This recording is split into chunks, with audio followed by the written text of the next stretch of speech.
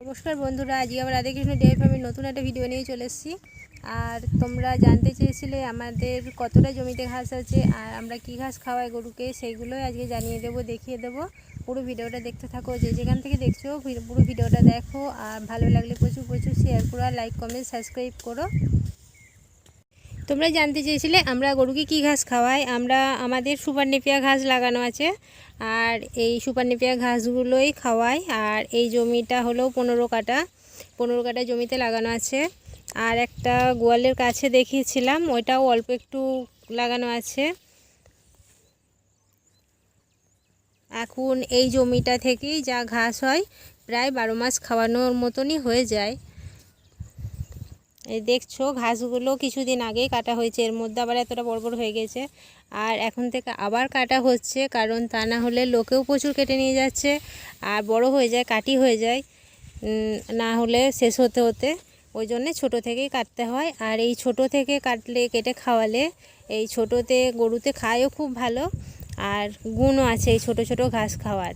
আর খুব বড় হয়ে গেলে, পেকে গেলে সেই ঘাসে দুধ সেরম পরিমাণে হয় না, পেট ভরে কিন্তু দুধ সেরম পরিমাণে বাড়ে না। আর এই ছোটো ছোটো কচি কচি ঘাস খাওয়ালে দুধ বাড়ে গরুর।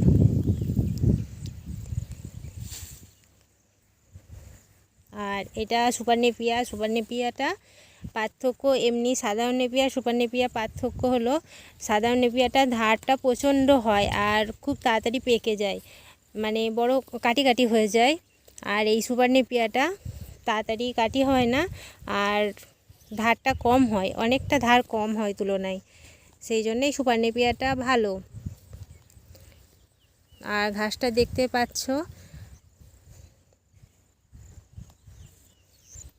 আর আমি আগেও দেখেছিলাম আমাদের এই জমিটা চৌবাচ্চা গোড়াতে, কিন্তু চৌবাচ্চার লাইনের বিল মেটায়নি, তার জন্য চৌবাচ্চা বন্ধ আছে। আর এই বৃষ্টিটা হলো বলে ঘাসগুলো আবার বেঁচে গেছে, না হলে শুকনো শুকনো হয়ে গেছিলো। চৌবাচ্চা বন্ধ আছে অনেক দিনই, বৃষ্টির জলটা পেয়েছে বলে ঘাসগুলো আবার বেঁচে গেছে। জানি না চৌবাচ্চা আবার চালু হবে নাকি। অনেকটা পরিমাণে লাইনের বিল দেয়নি, সেইটার জন্য চৌবাচ্চা বন্ধ। আর আমি বারবার বলি, গরুকে ঘাস না খাওয়ালে, কেনা খাবারের উপর ভরসা করে থাকলে লাভ পাবে না। সেই জন্যে ঘাস, যারাই গরু পুষবে, ফার্ম করবে, তারা যেন ঘাস লাগাবে, ঘাস লাগিয়ে ঘাস খাওয়াবে, তবেই নিজেরাও বুঝতে পারবে যে লাভ হচ্ছে। আর যদি ঘাস না খাই, শুধু কেনা খাবারের উপর ভরসা করে গরু পোষো, তাহলে লসই হবে। আর এরকম ধারা কচি কচি থেকেই থাকবে, তখন থেকেই খাওয়াতে লেগে যাবে। আর হাফটা খাওয়ানো হয়, আমাদের হাফটা সার দেওয়া হয়, আবার হাফটা খাওয়াতে খাওয়াতে আর হাফটা জুগিয়ে যায়, দিয়ে আবার ওইটা শেষ হওয়ার পর আবার হাফটাকে ধরা হয় কাটার। আর সমানে কেটে না খাওয়ালে লোকেও প্রচুর পরিমাণে কেটে নিয়ে যায়, তাও কেটে নিয়ে গেছে ভেতর থেকে। সামনে ঘাসগুলো দেখা যাচ্ছে, আর ভেতর থেকে প্রচুর ঘাস কাটা আছে, কেটে নিয়ে গেছে, ওইভাবে নিয়ে যায়। আর আমি আরেকটা জিনিস বলি, তোমাদেরকে জানাই, এই ঘাসগুলোর ভেতরে গোড়ার দিকটায়, আর এই ঘাসের জমিতে প্রচুর পরিমাণে ব্যাং ট্যাং থাকে, পোকামাকড় থাকে। আর সেই জন্যেই এই ঘাসগুলোর ভেতরে চন্দ্রবোড়া সাপটা থাকে বেশিরভাগ। সেই জন্য এই ঘাসগুলো না লাগালেও গরু পুষে অপত্তা হবে, পত্তা করতে পারা যাবে না, সুবিধা হবে না। সেই জন্য ঘাস লাগাতেও হবে।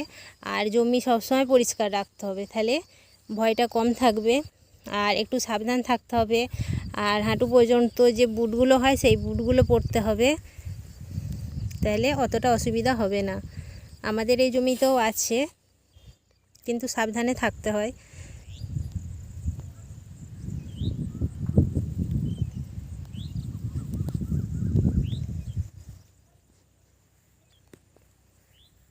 এই দেখো, এই একটা আর ওইদিকে একটা হচ্ছে বোঝা, এই মোট 3-4 বোঝা মতনই কাটা হবে। আর এই বৃষ্টির জলটা পেলো, এবার আবার খুব তাড়াতাড়ি বড় হয়ে যাবে। এই ঘাসটা শীতকালে একটু কম বাড়ে, কিন্তু সারের পরিমাণটা যদি বেশি করে দেওয়া হয়, জোর ধরানো হয়, আর জল ঠিক মতো দেওয়া হয়, তাহলে শীতকালেও বাড়ে।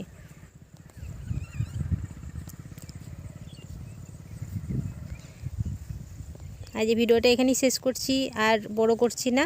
কার কেমন লাগলো জানিও, লাইক কমেন্ট সাবস্ক্রাইব করো। নমস্কার।